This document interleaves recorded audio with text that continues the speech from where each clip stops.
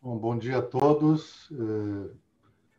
Dou por aberta a sessão do Tribunal Superior Eleitoral sob a minha presidência, ministro Luiz Viana, com a composição das ministras Silvana Battini e Cristiane Frota.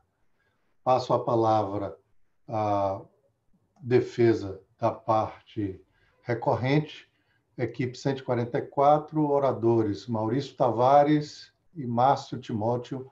Vossas Excelências têm a palavra. Excelentíssimos senhores ministros, bom dia. Me chamo Maurício Tavares e, juntamente com o meu colega Márcio Timóteo, representarei os interesses de Carlos Cunha, Marcos Rocha e Partido Comunista nesta fase recursal perante esta Corte Superior. Por meio de acórdão, o Tribunal Regional do Paraná acolheu parcialmente os pedidos formulados nas ações, determinando a cassação do mandato eletivo dos investigados e também declarando a sua inelegibilidade.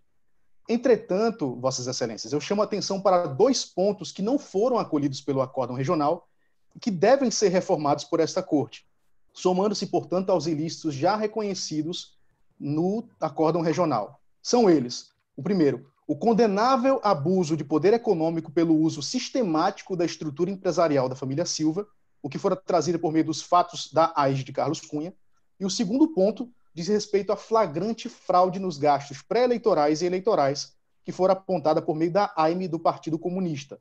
Ponto esse que será melhor abordado pelo meu colega de acusação. Esses são, portanto, os pontos que merecem, que devem ser reformados por esta Corte Superior. No que diz respeito à AIGE, ajuizada por Carlos Cunha, foi destacado que o recorrido João Silva, na qualidade de patrão e dono do restaurante da sua família, prometeu cargos públicos aos seus funcionários como forma de fazer com que eles conseguissem melhor desempenho durante o restante daquele ano. E também para que eles apoiassem a campanha do candidato. Entretanto, apesar da gravidade dessa conduta, da lesividade dela para a lisura do pleito, o mérito dessa ação sequer foi analisado pelo Tribunal Regional, tendo em vista que o Tribunal do Paraná levantou duas prejudiciais que impediram essa análise. A primeira delas diz respeito à suposta ilicitude das gravações ambientais juntadas aos autos, e a segunda prejudicial foi a ausência de suposto litisconsórcio passivo necessário, que diz respeito ao gerente do restaurante. Todavia, Excelências, nenhuma dessas prejudiciais merece prosperar, uma vez que, primeiro, as gravações juntadas aos autos são completamente ilícitas, e segundo, não há de se falar em litisconsórcio passivo necessário com o gerente do restaurante no presente caso. Tratando especificamente da licitude das gravações ambientais, primeiro eu preciso destacar que a defesa dos recorridos só impugnou um dos áudios juntados aos autos, que foi exatamente aquele realizado no escritório político de João Silva.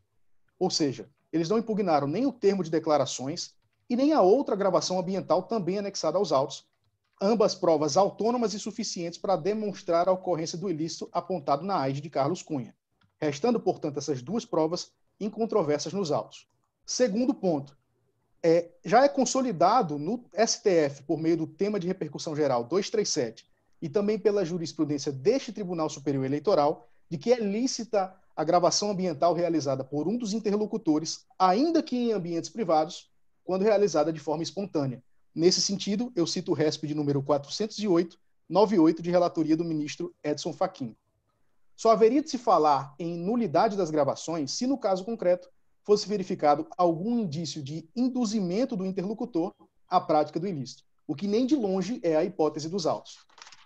Sendo assim, seja pela ausência de impugnação específica das provas juntadas aos autos, seja pela licitude das gravações, conforme preceitua a jurisprudência do STF e deste Tribunal Superior, não poderia o acórdão regional ter afastado a análise do mérito da AIGE ajuizada por Carlos Cunha.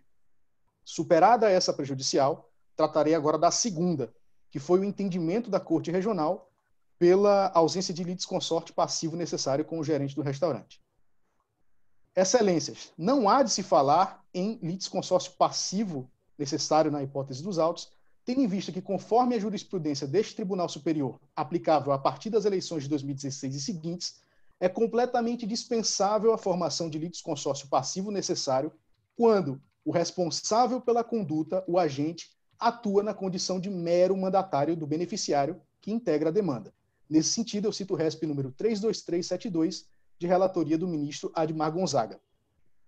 Da análise do caso, verifica-se que o senhor Pedro Almeida atuou inequivocamente na condição de mero mandatário do senhor João Silva, representando justamente apenas os seus interesses, razão pela qual a presença do gerente do restaurante no polo passivo da demanda é completamente dispensável no presente caso.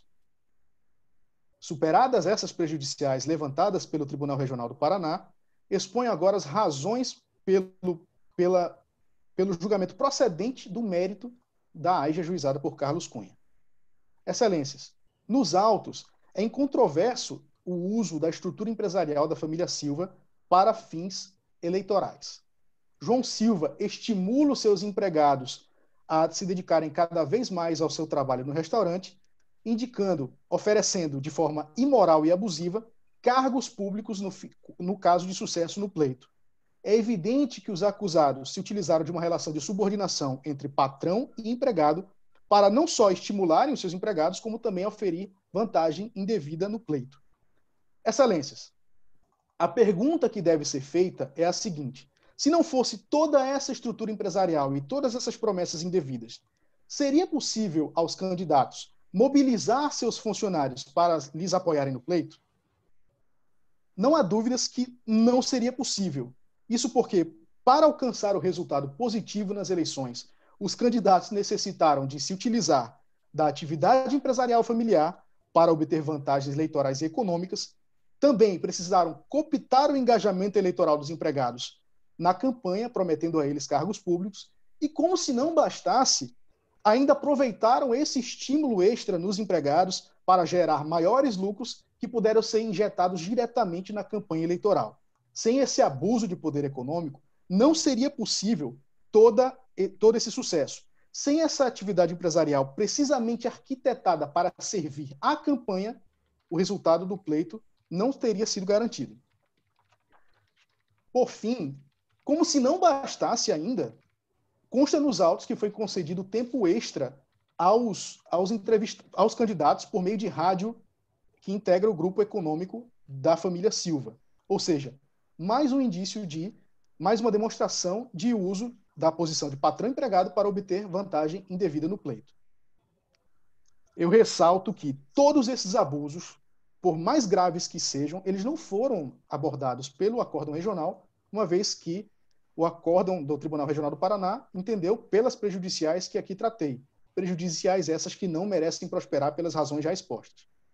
Ante todo o exposto, requeremos, portanto, o afastamento das preliminares que prejudicaram a análise da AIJA de Carlos Cunha, de modo que esse tribunal dê provimento ao recurso ordinário interposto, julgue o mérito da referida ação, reconhecendo o abuso do poder econômico nos termos do artigo 22 da Lei Complementar 94/90. Agradeço a atenção dos senhores.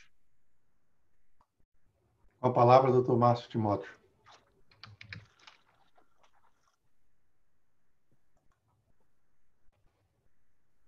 Vossa Excelência está sem áudio. Perdão. Excelentíssimo senhor ministro presidente, excelentíssimas senhoras ministras desta Corte Superior, saúdo a todos e estendo o cumprimento também aos demais presentes nesta sessão. Tratarei na minha exposição de 4 pontos relevantes. O primeiro ponto diz respeito ao abuso de poder econômico, através dos atos e gastos massivos de pré-campanha. No segundo ponto, tratarei da fraude, objeto da AIME ajuizada pelo Partido Comunista. No terceiro ponto, tratarei dos disparos em massa de notícias falsas em benefício dos candidatos. E, por fim, no quarto ponto, tratarei do abuso de poder religioso em benefício dos candidatos. Excelências, no meu primeiro ponto, eu abordo este tema desde já, pois ele guarda íntima relação com a fraude que é objeto da AIME do Partido Comunista e que demonstrarei sua ocorrência em seguida. Por isso, inicio meu primeiro ponto indagando a vossas excelências.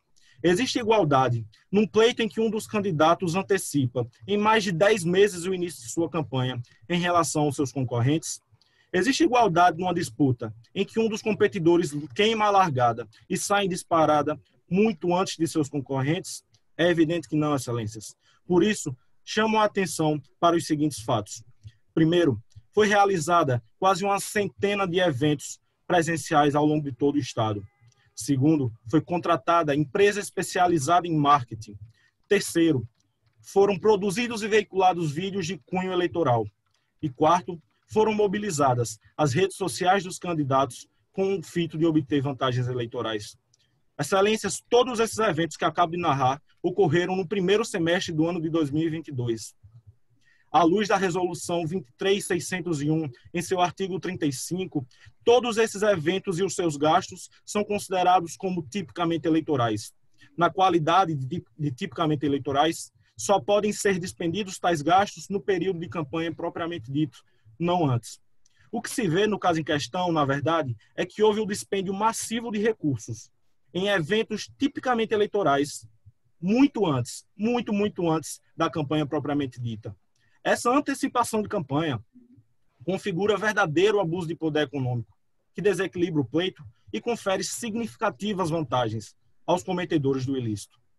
É esse o entendimento desta Corte Superior, no pedagógico entendimento firmado no julgamento do recurso ordinário 0601-616 do Mato Grosso, de relatoria do ministro Og Fernandes, conhecido como caso da juíza Selma Arruda.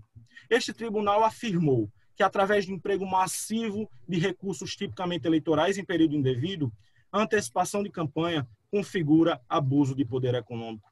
Portanto, resta patente a ocorrência do abuso e o dispêndio indevido de recursos em período muito estranho da campanha propriamente dita.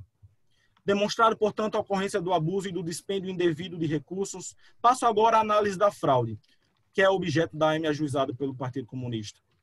Excelências, a fraude se consubstancia, pois o candidato, com o intuito de conferir verniz de legalidade aos ilícitos cometidos, aos dispêndios feitos de forma ilícita, fez constar na prestação de contas despesas que não cabiam e cuja natureza propriamente eleitoral foi dissimulada, a fim de obter desta justiça especializada o aval necessário.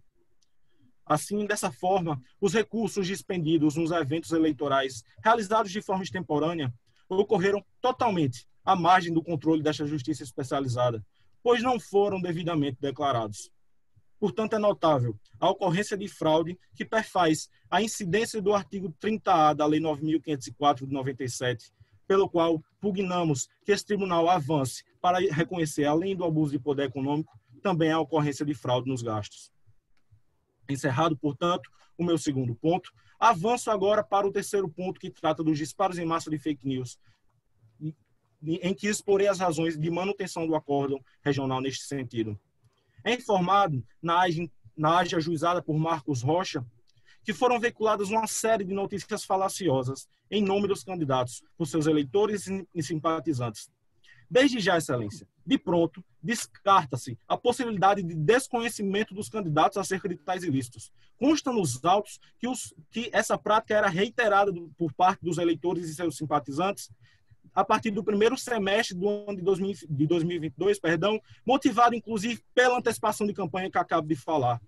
Senhor presidente, eu gostaria de solicitar um esclarecimento do orador. Pois não, doutora Silvana, Vossa Excelência tem a palavra. Obrigada, doutor Luiz. Doutor Márcio Timóteo, eu gostaria que o senhor se manifestasse acerca do enquadramento que os senhores estão fazendo para o disparo das chamadas fake news, da desinformação. Se os senhores estão enquadrando em que tipo de ilícito e por quê? Excelência, nós estamos enquadrando o ilícito no artigo 22 da Lei Complementar 64 de 90, no uso indevido dos meios de comunicação social. Eu gostaria só de esclarecer se o disparo de desinformação também está enquadrado dentro do que os senhores estão entendendo como abuso de poder econômico ou não? Não, é um caso à parte. É um argumento separado. Espero que tenha satisfeito Muito obrigado, senhor presidente, estou satisfeito. Doutor Márcio, continua com a palavra. Agradeço. Nesse sentido, avanço para reafirmar que não existe a possibilidade de desconhecimento dos candidatos e que esses se mantiveram omissos e inertes exatamente porque tais notícias falaciosas lhes foram feitas em seu benefício. Informo que a jurisprudência desta Corte, notadamente no recurso ordinário 406/492, de relatoria da ministra Laurita Vaz, é firme ao afirmar que se dispensa a atribuição de uma conduta ilegal diretamente ao réu, sendo suficiente o mero benefício eleitoral angariado conscientemente. Dessa forma, as notícias falsas perpetradas em nome dos candidatos configuram verdadeiro uso indevido dos meios de comunicação, fazendo incidir o artigo 22 da Lei Complementar 6490, pelo que pugnamos a este tribunal que mantenha um acórdão regional neste sentido. Gostaria de solicitar agora ao excelentíssimo senhor ministro-presidente 1 minuto adicional para concluir minha fala, em razão da pergunta feita pela excelentíssima senhora ministra. Nós vamos conceder esse minuto que está lhe sendo solicitado após a réplica e a tréplica, se for necessário. Perfeito. Finalizo agora tratando do abuso de poder religioso, que foi feito através da instrumentalização da fé alheia pelos discursos proferidos, na presença dos candidatos que estavam convenientemente na reunião e que, conforme já disse, na qualidade de beneficiários, merecem ser responsabilizados pelo benefício ilicitamente colhido. Dessa forma, pugnamos pelo provimento dos recursos interpostos pelos nossos constituintes e pela manutenção, rejeitando o provimento dos recursos interpostos pelos investigados. Agradeço a atenção de vossas excelências, desejo bom trabalho e bom dia. Obrigado. Passo a palavra à defesa do recorrido, com a doutora Rebeca Soto e, em seguida, doutor Caio Ribeiro. Excelentíssimo senhor ministro-presidente deste tribunal e demais ministras e ministros desta corte. Excelentíssimo senhor representante da Procuradoria-Geral Eleitoral. Antes de iniciar, é motivo de muito orgulho, enquanto mulher, estar presente neste julgamento composto por 2 mulheres e ainda sendo o presidente da minha terra, a Bahia. Para iniciar essa defesa, é importante lembrar a todos os membros desta corte que João Silva foi eleito com 68% dos votos válidos e José, o deputado mais votado do Brasil. Esses são os recorrentes na presente ação, e pelos quais passo aqui a me manifestar. Antes de adentrar ao mérito do caso em análise, é importante que o Tribunal Superior Eleitoral compreenda as questões preliminares que envolvem este caso. Inicialmente, é importante pontuar sobre o ajuizamento extemporâneo de uma das ações de investigação judicial eleitoral. Já nesse primeiro momento, resta evidenciada a ilegalidade que se verifica na impossibilidade de ajuizamento da AIGE em momento anterior ao do pedido do registro de candidatura. A jurisprudência dominante caminha no sentido de que a AIGE só pode ser ajuizada após o pedido do registro daquele que será investigado. E esta é a redação do artigo 22 da Lei Complementar 64 de 1990, e que, por isso, merece ser esta ação extinta sem o exame deste mérito. Ademais, na ação de investigação judicial eleitoral, a causa de pedir está bem delineada no artigo 22, como hipótese de cabimento, e que, sendo que não se encontra a acusação da prática da captação ilícita do sufrágio prevista no artigo 41A da Lei das Eleições. Este dispositivo, por sua vez, exige de igual forma a condição de candidato para que seja identificado o autor do ilícito. Ou seja, para comprar o voto, é preciso ter um candidato que pratique tal ato. E, no caso concreto, candidato não havia no momento da reunião que envolve a situação.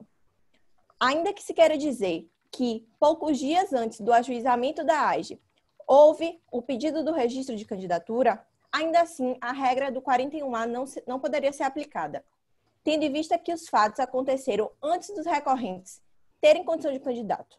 Resumindo, há uma impossibilidade jurídica de condenação com base no 41A. Mesmo que este tribunal considere, numa visão moderna, admitir a AIGE antes do pedido do registro, cumpre registrar que a mesma está fundamentada em gravação ambiental ilícita. Vale dizer que a prova utilizada nada poderá provar, como já decidiu o TRE do Paraná. Permitir a análise de uma prova contaminada, ilegal, produzida sem o conhecimento do interlocutor, incorre em nítida ofensa à privacidade e à honra. Mas, se o tribunal entender válida a gravação ambiental, que nada prova, sobra apenas um termo de declaração assinado pelo funcionário. Entretanto, a testemunha não foi ouvida em juízo e, portanto, não foi devidamente compromissada a falar a verdade. Desta forma, não há qualquer garantia da veracidade das informações, até porque o declarante pode ter mentido em desfavor dos recorrentes. Por fim, quanto a este tema, e ao contrário do que querem induzir os recorridos, todas as provas foram impugnadas no momento oportuno. Ora, excelências, dada a gravidade da sanção aqui imposta, não há que se basear numa prova de uma testemunha singular. É o que dispõe o artigo 368-A do Código Eleitoral. Até porque nem testemunha pode-se dizer que é. Sobre a dita compra de voto, aproveita a oportunidade e pede licença para ler o trecho de que os recorridos dizem ter caracterizado, que é o trecho de uma fala de um declarante. Abre aspas. Vai melhorar a situação de quem ajudar a ele se eleger. Excelências, qualquer candidato faria tal afirmação. Afinal, é o seu compromisso melhorar a situação de todas as pessoas, eleitores ou não, sem qualquer distinção, bem como a expectativa de que com a renovação do mandato também haja a melhoria da vida das pessoas. Noutra senda, forçoso ainda entender pela necessidade de formação de litisconsórcio passivo com o senhor Pedro Almeida na primeira AIGE e com o senhor Lucas Souza na segunda AIGE. Isto porque são eles, e tão somente eles, os autores dos ilícitos. É o entendimento atual desta Corte Superior, diferentemente da jurisprudência anacrônica utilizada pelos recorridos. Com base no recurso especial eleitoral número 148 de 2019, de relatoria do ministro Sérgio Banhos, que reformou o acórdão regional, houve a extinção da AIGE com julgamento de mérito por decadência ante a falta de formação de litisconsórcio passivo necessário entre o candidato e os autores do ilícito. Há que se desconstruir ainda a ideia de que o gerente seria um mandatário do candidato, uma vez que este foi provocado por um funcionário, diferentemente de ter agido esponte própria. Ainda em sede preliminar, cumpre destacar que os requisitos exigidos pelo artigo 499 do CPC não estão presentes para o recurso do senhor Marcos Rocha. Isto porque todos os pedidos por ele propostos, infelizmente, foram julgados procedentes. Já, finalizando em sede preliminares, o artigo 96b da Lei de Eleições exige para a reunião das ações que nela seja possível identificar a zona de interseção. E na AIME, proposta pelo Partido Comunista, zona de interseção não há. Ou seja, não há identidade total ou parcial entre as AIGES e a AIME, devendo esta última caminhar em separado, obedecendo um rito próprio. Deve-se, portanto, retornar o feito à instância de origem para novo julgamento. Excelências, não se pode deixar de trazer ao conhecimento dessa Corte e de todos os presentes que houve gravíssima violação aos preceitos processuais e constitucionais que conduzem à ampla defesa, ao contraditório e ao devido processo legal. Isto porque, na medida que se admitiu a ampliação do objeto de uma das AIGES a partir do aditamento da inicial após o despacho saneador, com a inclusão de novos fatos e provas sem identidade com a ação já proposta, violou-se aquilo que a doutrina chama de estabilização objetiva da demanda. E, portanto, tal aditamento feito pelo MP merece total reprovação por parte desse Tribunal Superior Eleitoral. Por último, mas sem menos importância, cumpre rememorar que o parágrafo 2º do artigo 257 estabeleceu efeito suspensivo ao recurso ordinário interposto contra a decisão de cassação de mandato. Pela atenção, obrigada. Passa a palavra ao doutor Caio Ribeiro para a sua sustentação. Inicialmente, cumprimento ao excelentíssimo senhor presidente, as excelentíssimas ministras presentes na mesa e estendo cumprimento também a todos os demais presentes nessa colém da Corte. Pois bem, excelências, tecidas as considerações iniciais sobre as questões preliminares, passo a adentrar nas questões do mérito, onde vale destacar que a Corte Regional entendeu de maneira diversa do quanto esperado, no sentido de considerar procedentes as alegações que merecem reparo por esse tribunal, conforme passarei a expor. Em relação à procedência da propaganda antecipada em razão da atuação massiva dos irmãos Silva na divulgação de suas pré-campanhas, tal alegação não merece prosperar, haja vista que a própria Corte reconheceu a ausência de pedido explícito de votos. Excelências, o artigo 36A expressamente autoriza a possibilidade de realização de propaganda anterior ao pedido de candidatura, não caracterizando propaganda eleitoral antecipada, desde que não haja pedido explícito de votos. Esse é exatamente o caso dos autos.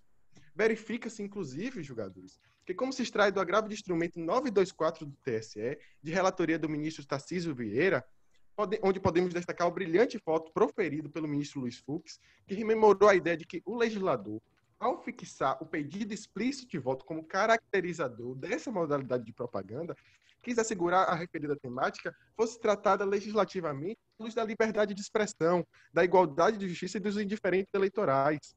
Inclusive, há de se perceber que, no caso em tela, não fora demonstrado sequer a propaganda eleitoral em sentido estrito, com os usos das chamadas magic words. Além do mais, verifica-se que os então pré-candidatos estavam apenas criando seu acervo digital, onde utilizavam suas redes sociais para demonstrar seus ideais, suas propostas e fazer uma exaltação pessoal, prática essa que não é verdade em nosso ordenamento pátrio, pois é constituída com base na liberdade de expressão. Ora, excelências, essa é uma prática corriqueira utilizada nos dias atuais, uma vez que os meios de comunicação são os principais veículos de transmissão de informações e ideias. Verifica-se, inclusive, que, por exemplo, alguns deputados no ano de 2018 foram eleitos por conta do acervo digital criado nas redes sociais, como é o caso, por exemplo, do Arthur Duval e do Kim Kataguiri. Sanada essa etapa, onde verifica-se a não caracterização de propaganda eleitoral antecipada, importante ter por presente que o Tribunal ACOL condenou os irmãos Silva por abuso de poder econômico decorrente dos gastos excessivos na pré-campanha, acatando inclusive os documentos acostados pelo MP no seu aditamento. Entretanto, nobres julgadores, não há normativa regulamentadora que exija a necessidade das prestações de contas da pré-campanha eleitoral. Além do mais, querer proibir os gastos na pré-campanha é utilizar-se de limitador à difusão de ideias, propostas e qualidades dos pré-candidatos. Há que se reforçar a boa-fé dos candidatos que entregaram seus gastos na pré-campanha na própria prestação de contas, mesmo sabendo que era desnecessária tal prática. Os documentos acostados não estão aptos a abalar a legalidade, seja pela questão já discutida do tardio aditamento após a estabilização da demanda, ou ainda que o documento que supostamente induz o abuso do poder econômico for elaborado pelo próprio parquê, em dissonância com a prestação das contas dos candidatos. Pois não, doutora Cristiane. Doutor, houve comprovação de algum tipo de impulsionamento nas redes sociais? Essas redes digitais foram montadas para esse período de pré-campanha ou já existiam? Eram as redes sociais já dos candidatos que apenas foram utilizadas? Isso consta dos autos? Minha pergunta. Se não consta, não temos como saber. Pois bem, excelência. Isso não consta nos autos. Não há que se falar em impulsionamento das propagandas. Não há que se falar também se era uma conta privada dos candidatos, por perfis, ou se eram páginas dos candidatos. Isso não consta nos autos. Foi criada em algum momento? Foi criada no período essa página digital? Não traz nos autos. Falam que eram as redes sociais dos pré-candidatos. Ok, muito obrigada. Pois bem, excelência. Inclusive, como estava falando, os documentos que supostamente induzem o abuso de poder econômico foram elaborados pelo próprio parquê em dissonância com a prestação de contas dos candidatos apresentados e aprovadas, mesmo que com ressalvas. Verifica-se que o último governador eleito do estado do Paraná, o Ratinho Júnior, declarou em sua prestação de contas 9 milhões de reais. Ora, excelências, não há que se falar em potencialidade, uma vez que, mesmo que se fosse considerados os documentos acostados pelo MP, 8 mil reais acima do limite previsto de uma prestação de contas conjuntas de um deputado federal e de um governador, são números que não expressam a significância que possa abalar a paridade das eleições. Ademais, excelências, considerar o uso indevido dos meios de comunicação em relação ao disparo por serem meros beneficiários da conduta, é considerar de uma maneira genérica a autoria ou ao menos a anuência pela prática de tais atos pelos irmãos Silvas. Conforme se extrai do artigo 40b, é necessário uma dessas duas condições que em momento algum se comprova no caso dos autos. Esse argumento é facilmente combatível, pois fora suscitado que houveram disparos, inclusive de fake news, atribuindo aos candidatos gestões de feitos de mandatários passados. Entretanto, há de se ressaltar que o slogan das pré-campanhas e da campanha dos irmãos Silva é atribuído a uma nova política, os quais não querem relação alguma, nem direta, nem diretamente, com gestão da administração pública passada. E mesmo que fosse caracterizado o uso indevido, os meios de prova acostados como os 15 prints não são aptos a comprovar uma gravidade apta a caçar um cargo eleito legitimamente pelo sufrágio popular. Vejam, excelências, que há ainda um ponto importante a ser levantado. As pesquisas já indicavam a vontade da população e a confiança da população em pessoas que nunca tinham ocupado os cargos públicos anteriores, como é o caso dos irmãos Silva. Nesse caso, houve aplicação das ilegítimas sanções da cassação dos mandatos e da inelegibilidade, que, como exposto, não foram demonstrados nos autos.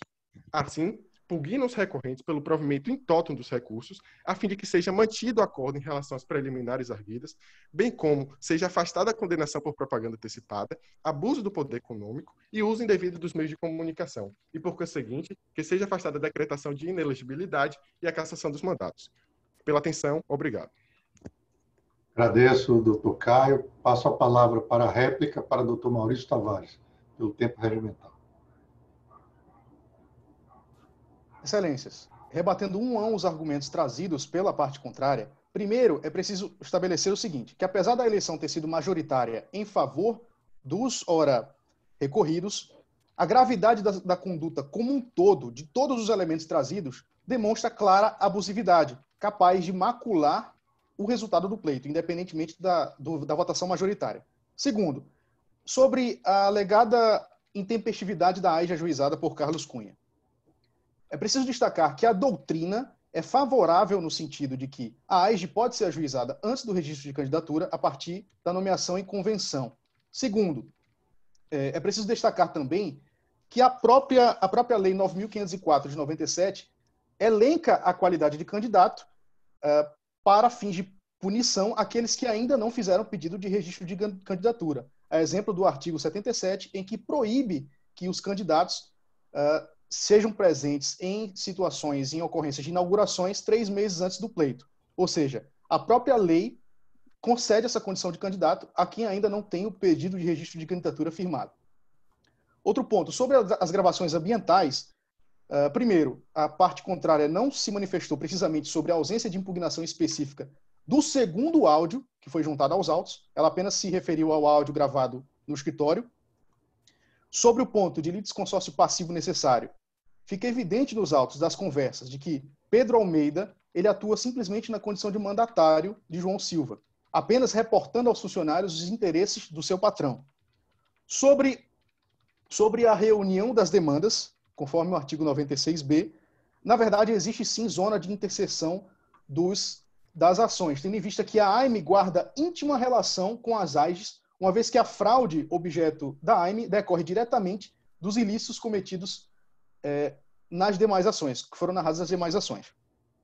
Sobre a questão da propaganda antecipada, é preciso esclarecer o seguinte, que apesar da inexistência de pedido explícito de voto, é preciso consignar que isso, mesmo assim, configura ato abusivo, conforme consolidado no recurso ordinário número 0601616 de relatoria do ministro Og Fernandes. Ou seja, é um ato abusivo. Sobre a boa-fé nas declarações dos gastos, não há de se falar em boa-fé no presente caso, tendo em vista que, apesar de o gasto da campanha ter sido excedido apenas em R$ 8.000, é preciso consignar que o abuso se configura no período pré-eleitoral, em que foi gasto mais do dobro do valor que foi gasto no período eleitoral. Esse valor abusivo antes da campanha é que demonstra toda a abusividade e o uso sistêmico da estrutura empresarial da família para oferir pleito indevido, para oferir benefício indevido nas eleições. Agradeço a atenção dos senhores. Obrigado, doutor Maurício. Passo a palavra para a tréplica, para a doutora Rebeca Souto, pelo tempo regimental. Inicialmente, excelências, cumpre mencionar a ausência de fato espécie em relação à inocorrência de abuso de poder religioso, com todo respeito aos espíritas e aos espíritos. Allan Kardec mencionou que não pode nem ser considerada religião o espiritismo. Na forma do artigo 22 da Lei Complementar 6490, não há prevista conduta ilegal referente à prática do abuso do poder religioso. Isso, por si só, reitera a situação posta em julgamento, inviabilidade de análise dos argumentos jurídicos lançados pelos recorridos. Ademais, não houve qualquer espécie ou qualquer prática de ilícito eleitoral possível ser indicada como abuso do poder religioso, devendo o pedido de condenação respectivo ser rechaçado na íntegra. Além disso, insistem os recorridos cansativamente dizer que as provas não foram impugnadas ao momento oportuno. Ocorre que, excelências, não há nos autos qualquer prova ou qualquer indício de que essas provas não foram impugnadas. Ao contrário, todas, absolutamente todas as provas foram impugnadas no momento oportuno. Com relação à aplicação ilegítima das sanções de cassação de mandatos e de inelegibilidade, estas possuem natureza personalíssima, a exigir prova de participação ou anuência na prática ilícita, que, como exposto, não fora demonstrado nos autos. Resta, claro, a ausência de delimitação entre as condutas dos pré-candidatos e penalidades aplicadas para cada um dos irmãos, uma vez que fora disposto e decidido de maneira generalizada, sem o devido respeito à individualização das condutas. Ao final, pugna aos recorrentes pelo provimento in totum dos recursos, a fim de que seja mantido o acórdão em relação às preliminares arguidas, bem como seja afastada a condenação por propaganda antecipada, abuso do poder econômico e uso indevido dos meios de comunicação, pelas razões aqui já expostas. Pela atenção, obrigada. A Corte agradece aos ilustres advogados, creio que as sustentações contribuíram para um melhor julgamento, e eu consulto as ilustres juízas Silvana e Cristiane se tem alguma indagação ainda a formular aos advogados. Estou satisfeita, senhor presidente. Também estou satisfeita, senhor presidente. Quero cumprimentar os ilustres advogados pelas brilhantes sustentações e desejar sucesso. Muito obrigado a todos. Eu agradeço as sustentações, agradeço a participação das defesas e gostaria de solicitar que a Corte permanecesse para o julgamento. Muito obrigado a todos. Obrigada a todos. Obrigada.